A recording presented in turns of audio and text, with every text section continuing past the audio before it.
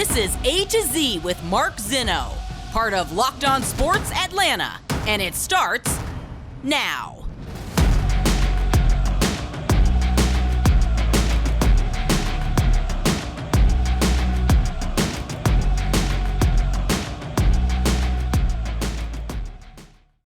Good afternoon. Welcome to A to Z here on Locked On Sports Atlanta, where today I tell you this isn't about morality. Welcome in. We are live here on a Tuesday edition of A to Z. Give us a follow on Twitter at Locked On ATL. I'm at Mark Zinno, MarkZinno. Good buddy Grant McCauley will join us as the Braves get set for a homestand against some very, very feastable competition, as we'll call it, back above 500. Of course, they had the off day yesterday and started a 2-game short series with the Oakland Athletics coming up here later on tonight. More on that coming up with Grant McCauley here later on in the show. And the fact that we didn't have anything major sports-wise going on in Atlanta yesterday. I know the Falcons held an OTA. It was a closed session. Media is not allowed. They'll be allowed out later on this week. And, of course, no Braves games last night. No news on the Hawks front, really. We touched on a little bit yesterday what some opportunities they may have in this offseason. I figured I would dive into a topic that sort of became a little bit of a lightning rod yesterday in sports talk circles, not only here in Atlanta, but around the country. And that was Phil Mickelson, who got back into the news after he, decided to join the Saudi tour, for lack of a better term, what we'll call it. And he put this long statement on his Twitter account and basically was saying that he's excited to get back to golf. He took time away to self-reflect. It was very humbling. He needed to start prioritizing people that he loves and everything else. And, he says in the final paragraph of the 3 paragraphs, quote, "I am thrilled to begin with LIV Golf, LIV, LIV Golf, and I appreciate everyone involved. I also do intend to play the majors. I fully realize and respect some may disagree with the decision and have strong opinions, and I empathize with that. I have renewed spirit and excitement for the game. I'm incredibly grateful for the support of my fans, partners, friends, peers, and I hope in time those sentiments, relationships, and support continue." Now, I don't have a problem with the Saudi tour the way some other people do.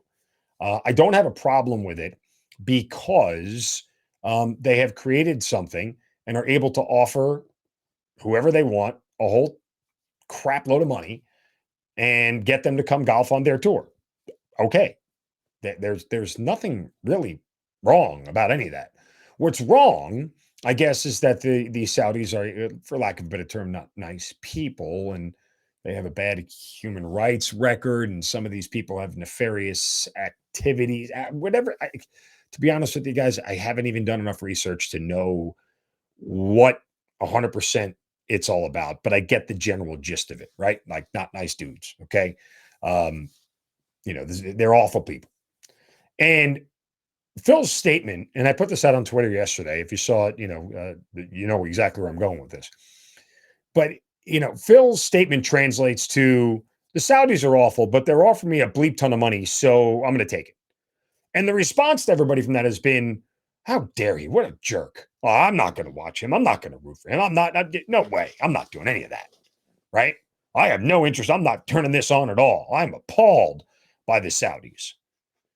Well, the only comparison that came to my head is that, well, China has the most awful human rights record in all of the history of the world, but the NBA does billions of dollars worth of business with them, and the reaction is, LeBron's awesome, dude. So what? Who cares? Right? We're not going to stop doing business in China. We're not going to stop the NBA from doing business in China, and it's just a level of hypocrisy. And the bottom line here is that don't inject morality into sports. Now, you can if you want to, but you're always going to be on a slippery slope. I heard one Atlanta sports host yesterday tell me that they had no interest in watching and that they weren't going to get involved in any of this because of the Saudis. And it's my recollection that this Atlanta sports host is a Falcons fan and yet had no problem whatsoever with the Falcons going after a man who now has 24 different women accusing him of some type of sexual misconduct. I don't get how you reconcile the two. Like, you can inject morality into sports, but let me tell you, you're going to have a really hard time squeezing into a space where everybody is under the same moral code that you are. I can present you with hypocrisy on top of hypocrisy on top of hypocrisy. And as I just mentioned, for everybody who's still going to watch the NFL on Sunday, they are going to employ a man this year and put him on national television repeatedly. As I just mentioned, that is 24 different women accusing him of sexual misconduct. And yet the NFL wants to tell you that they are friendly to women. Where do you want to put your morality here? You're never going to be able to find a spot. Like, I am not, there are things that I am okay with and things that I'm not okay with. But I don't sit here and try to pretend that, one, any of these professional sports leagues or teams have any other interest than capitalism and making profit. And that's okay. Like, they're businesses. How they want to conduct themselves is fine. I don't have to patronize their business. I don't have to be a fan of them. I don't have to get involved with them. And all that is fine. And oh, by the way, watching something on TV doesn't necessarily, I mean, it does, but it doesn't. It's like one of those things like, are you really patronizing it? Yes and no. I mean, I still watch, if there's a Kevin Spacey movie on that I like, I'll leave it on. And guys, you know what he did, right? Like, does that mean I support Kevin Spacey? No, the thing's just on TV. I mean, and that's exactly what I'm talking about. It's impossible to try to stand on a clean moral slope. You're never going to be able to do it. And anybody who's sitting there telling you that, their moral code is stopping them from doing X, Y, and Z, hooey. Like, it's okay. I'm not going to support X player because he hits women, but this guy was drunk driving and that's okay with me.